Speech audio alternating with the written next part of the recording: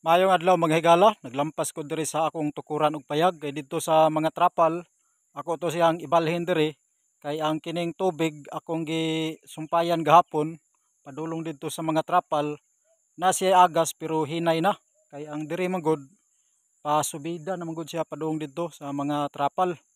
Mao nga ako na lang mobalhin diri. Dali ra pang punto ibalhin kay mga trapal pa man. O kini na lang diri nga area ang ako ang diri na ko magpayag, diri na pud ko magtukod og nursery sa mga sidling sa kahoy ug sa mga gulay. Kay ang tubig niara diri taman.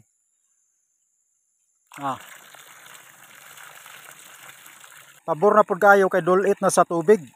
Mao ni nga akong naagi karong adlaw sa paglampas, nagsugod ko ganinag alas 6 sa buntag padung sa alas 8 sa buntag nya. Pagka alas 8 ni undang nako kay init na kayo nya, namahaw na pud. Nya nibalik ko alas 2 sa hapon padung ganinang alas 4. Mao ni ang agi sa 4 ka oras. Okay ra po diri balhinan kay patag mong diri ko magtukod og payag nya, kahilig man ko og camping, semi-camping ni nga birada. Kunya way kurat kay dulit na kayo ang tubig, dili na ko magpas-an og container, dili na magkabo-kabo. Diri pod nga side kining sa kilid nga sagbot pa, kini pod ang ako pod himuon diri og gulayan. Tanom ko diri og mga bisan unsang klase sa gulay para samtang nagdumala ko sa lasang aduna ko'y pangkonsumo. Bisag unsang klase nga gulay diri akong itanom.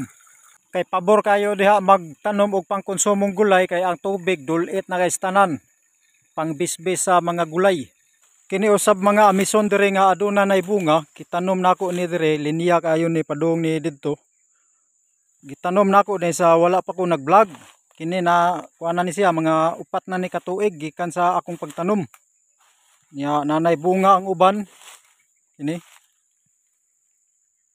Taga nagbunga oh. Mao pa ni permero pa ni yang bunga. So 4 katuig na siya gikan sa pagtanom. Una na siya bunga. Dali ra siya mudako kining amison. Kasagaran akong gipangtanom diri mga amison kay makanindot man gud siya sa kalidad sa yuta. Mo ni diri ang kilid sa akong gilampasan diha. Mo na akong gilampasan nga diha ko magpayag puhon. So diri dunay mga amison. Nangamunga na ning akong mga gipangtanom sa una. Diri pod sa ubos namunga na ang pait nga klase sa amison. Gamay pa siya og lawas pero namunga na. 4 gihapon ni katuig gikan sa pagtanom kay dungan ra man sila pagtanom nako.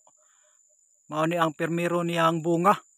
Worth it kayo ang pagtanom kay duna na sila mga bunga niya. Kini pag maguwang na ni makuhaan na pud ni siya similya. Unya kini pod siya sa akong nabantayan, pwede siya i-abono pag malata siya.